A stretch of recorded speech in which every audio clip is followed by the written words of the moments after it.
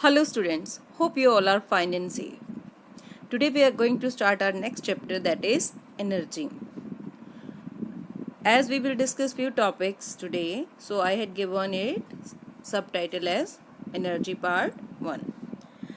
So please listen it carefully, read the related material from your book, and if there is any doubt you can ask me. Okay? So let us start this chapter with the definition of energy. Definition of energy is that energy is defined as the capacity of doing work. It is the capacity of a person or object to do any work. Okay.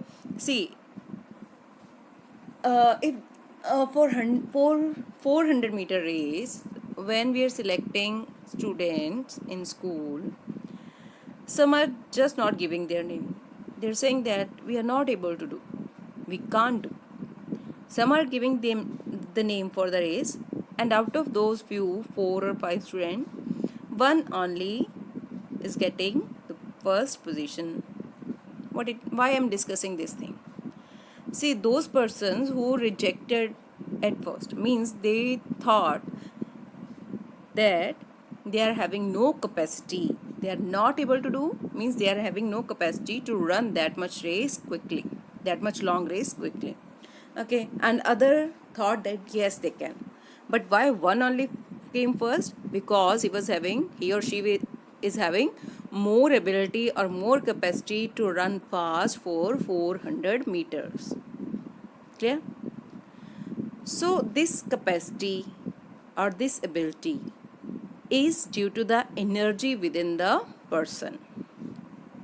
Clear? So look at the first picture. Here is a boy kicking the ball. Simply, if you will kick the ball slowly, okay, you can do it easily. But if you want to move it, to throw it very far, you have to kick it strongly. So you have to apply more energy. Simple thing.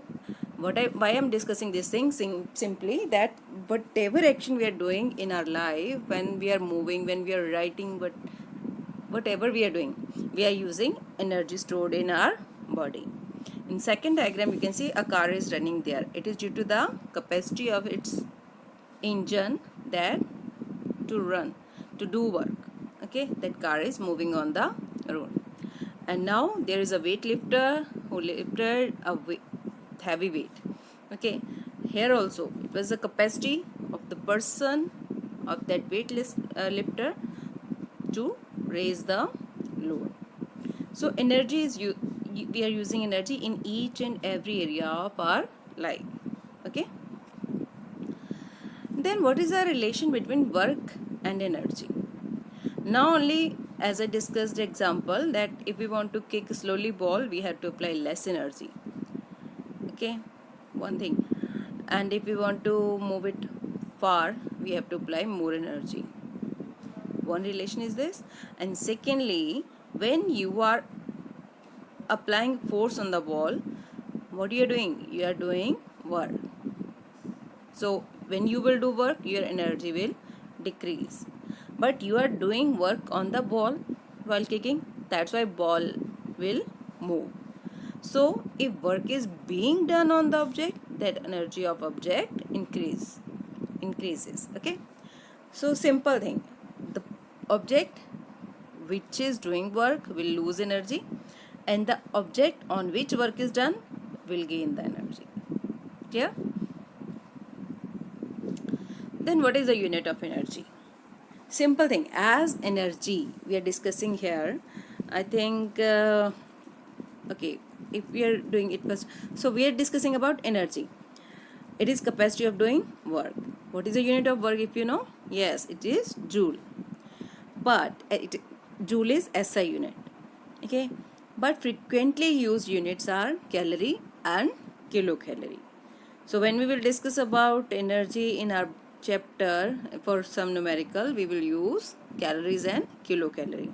And most commonly they are framing this question in 1 mark portion in MCQs or fill-ups, that what is the relation between calorie and joule.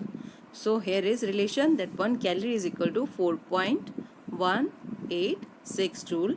In round figure you can write it as 4.2 also. Then 1 kilocalorie is equal to 4186 joule.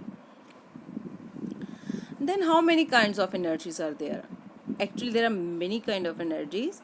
Few I had written here: mechanical energy, chemical energy, heat energy, light energy. What is mechanical energy? We will discuss in detail afterward.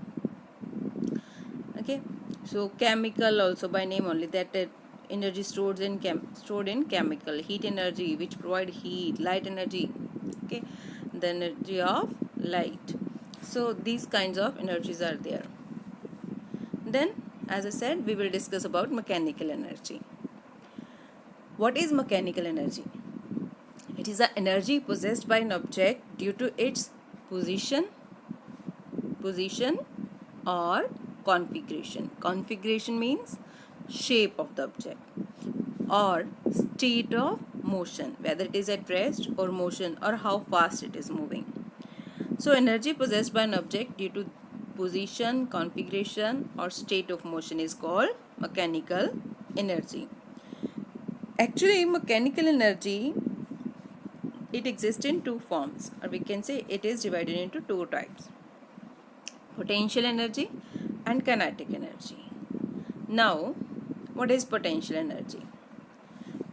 As we discussed about mechanical energy, it is due to position, configuration, or state of motion.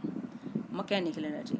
But when we will consider two things only, position and configuration, read the definition here: energy possessed by an object due to its position or configuration is called potential energy. Okay, position means at how much height it is from the ground, or how its shape is changed. Clear? So you can see that in image I had shown you, a person is hammering on bigger nails. So what we should do when we want to insert a nail? We are raising hammer up to a particular height and then coming back. How much high we will take it? How much height the hammer will attain? That much strongly we can hit the nail. Yeah. So why it happens? Because by raising the hammer, we are providing it more potential energy, and when we are striking it on the nail, that energy, that potential energy, helps in doing the work. Okay. Now mostly that water tanks, they are installed at height. Why? In our houses also, if you will observe, that water tanks are at the top floor, not in other floor, ground floor or first floor. Why it is so? Simply by installing them, again we are trying to increase the height. How much high we will keep the water tank, that much potential energy will be gained by the water stored in it.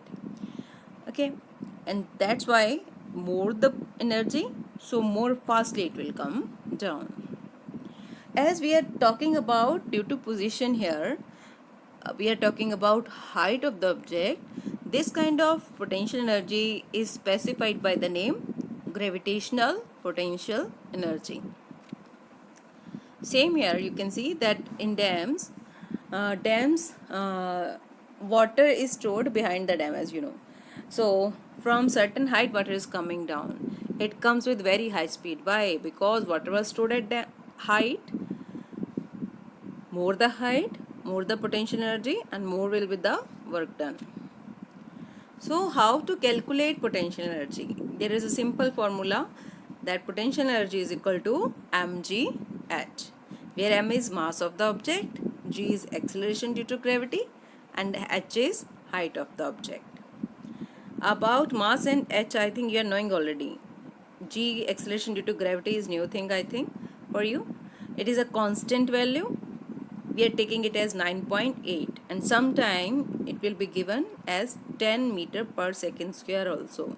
So whatever you will get for the particular numerical, accordingly you have to calculate. Now other form of potential energy is elastic potential energy. Look at the diagrams. first one, there is a spring and ball is kept on it. In second one, we push the ball downward.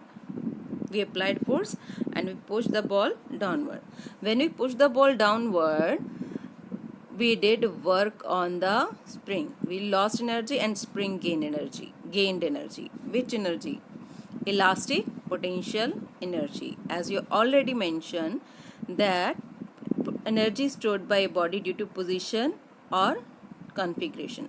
So here we are talking about configuration. Shape is changed here. So spring is having stored energy. Which stored energy? It is elastic potential energy. So when we are leaving it, when we are leaving to the ball, the spring jumps out and ball bounces. So energy possessed by object due to change in configuration is elastic potential energy. So that's all for today. Thanks to all of you. Stay home, stay safe.